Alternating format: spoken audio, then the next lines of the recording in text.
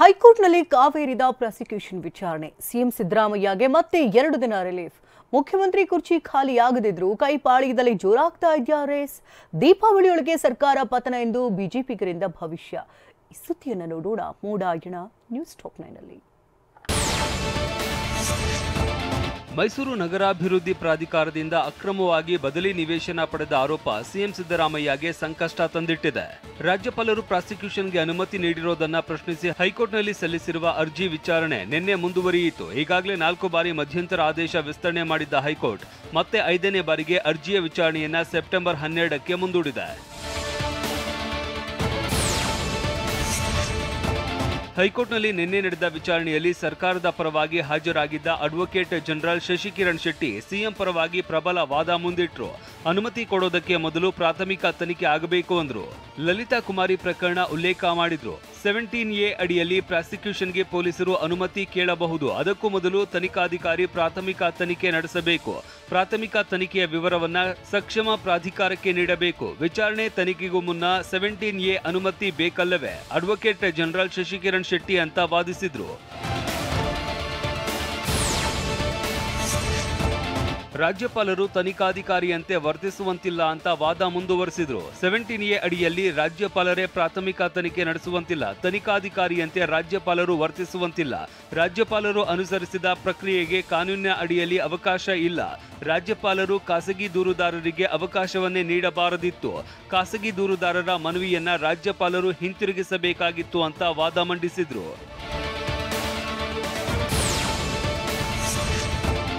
ಶಶಿಕಿರಣ್ ಶೆಟ್ಟಿ ವಾದ ಮುಗಿತಾ ಇದ್ದಂತೆ ಸ್ನೇಹಮಯಿ ಕೃಷ್ಣ ಪರ ವಕೀಲೆ ಲಕ್ಷ್ಮೀ ಅಯ್ಯಂಗಾರ್ ಪ್ರಕರಣದಲ್ಲಿ ಸಿಎಂ ಪಾತ್ರ ಇರೋದಾಗಿ ವಾದ ಮುಂದಿಟ್ರು. 1996, 1999ರ ಅವಧಿಯಲ್ಲಿ ಡಿಸಿಎಂ ಆಗಿದ್ದಾಗ ಡಿನೋಟಿಫೈ ಮಾಡಲಾಗಿದೆ. 2004, 2007ರಲ್ಲಿ ಡಿಸಿಎಂ ಆಗಿದ್ದಾಗ ಭೂ ಪರಿವರ್ತನೆ ಮಾಡಲಾಗಿದೆ. 2013, 2018ರವರೆಗೆ ಸಿಎಂ ಆಗಿದ್ದಾಗ ಪರಿಹಾರದ ಸೈಟ್ಗೆ ಅರ್ಜಿ ಸಲ್ಲಿಸಲಾಗಿದೆ. ಸಬ್ ರಿಜಿಸ್ಟ್ರಾರ್ ಕಚೇರಿಗೆ ಹೋಗದೆ ಸೈಟ್ ಡೀಲ್ ಮಾಡಲಾಗಿದೆ. ಅಧಿಕಾರ ದುರುಪಯೋಗ ಪಡಿಸಿಕೊಂಡು ಹೀಗೆ ಮಾಡಿದ್ದಾರೆ ಅಂತ ವಾದಿಸಿದ್ರು. ಸಿಎಂ ಸಿದ್ದರಾಮಯ್ಯ ಪರ ವಕೀಲ ಅಭಿಷೇಕ್ ಮನು ಸಿಂಘ್ವಿ ಸೆಪ್ಟೆಂಬರ್ 12ಕ್ಕೆ ವಾದ ಮಾಡೋದಾಗಿ ಹೇಳಿದ್ರು.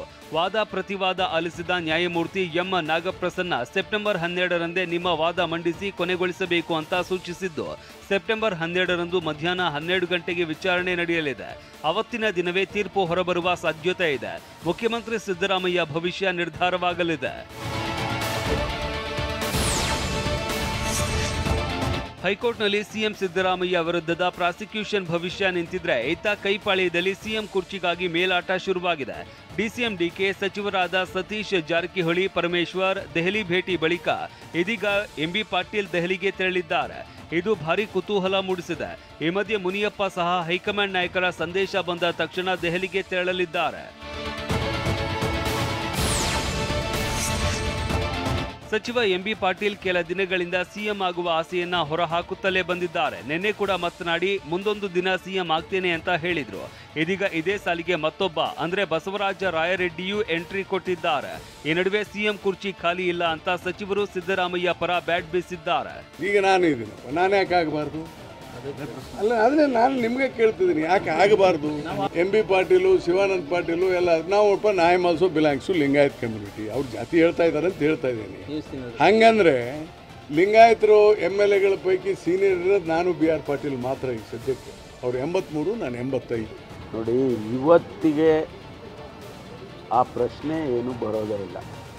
ಮುಖ್ಯಮಂತ್ರಿಗಳಿದ್ದಾರೆ, ಆಡಳಿತ ನಡೀತಾ ಇದೆ, ಅದರ ಬಗ್ಗೆ ಚರ್ಚೆ ಪ್ರಾರಂಭ ಮಾಡೋಂಥ ಅಗತ್ಯ ನನಗೇನು ಕಾಣಿಸ್ತಾ ಇಲ್ಲ ಸರ್. ಯಾರು ಹೇಳ್ತಾರೆ? ಈಗ ಹೈಕಮಾಂಡಲ್ಲಿ ಏನಾಗ್ತಾ ಇದೆ ಅಂತ ಅಟ್ಲೀಸ್ಟ್ ಒಂದು 60% ನಂಗೆ ಗೊತ್ತಿರಬೇಕಲ್ಲ. ಮತ್ತು ಮುಂಚೆ ಥರ ಅಲ್ಲಲ್ಲ.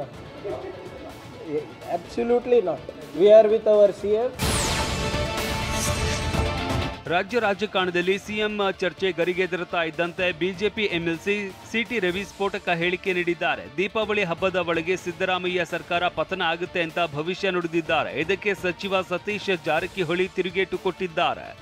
ಈಗಿನ ವಾತಾವರಣ ನೋಡಿದ್ರೆ, ಕಾಂಗ್ರೆಸ್ ಒಳಗಡೆ ಕಾಂಪಿಟೇಷನ್ ಶುರುವಾಗಿರೋದು ನೋಡಿದ್ರೆ ಮುಹೂರ್ತ ಫಿಕ್ಸ್, ಟೈಮ್ ಬಾಂಬ್ ಫಿಕ್ಸ್ ಆಗಿದೆ.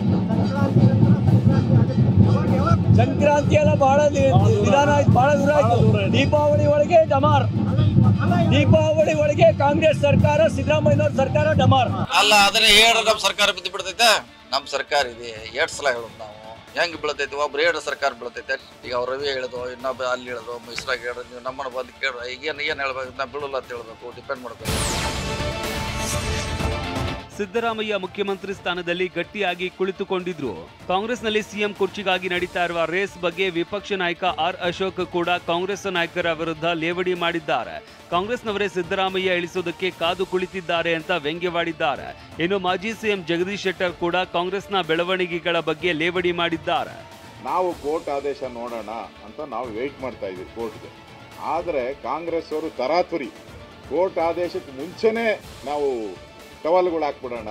ನಾ ಹೇಳಿದಿಲ್ಲ, ಅದು ಅವರೊಳಗೆ ಇನ್ ಫೈಟಿಂಗ್ ಇದೆ. ಇದು ಸುಮ್ಮನೆ ಎಲ್ಲರೂ ನಾವು ನಿಮ್ಮ ಜೊತೆ ಇದ್ದೇವೆ ಅಂತ ಸಿದ್ದರಾಮಯ್ಯವ್ರಿಗೆ ಹೇಳ್ತಾ ಇದ್ದಾರೆ. ಆದರೆ ಒಳಗೊಳಗೆ ಕತ್ತಿ ಮೆಸಿಲಿಕ್ಕೆ ಚಾಲು ಮಾಡಿದ್ದಾರೆ ಪರಸ್ಪರ.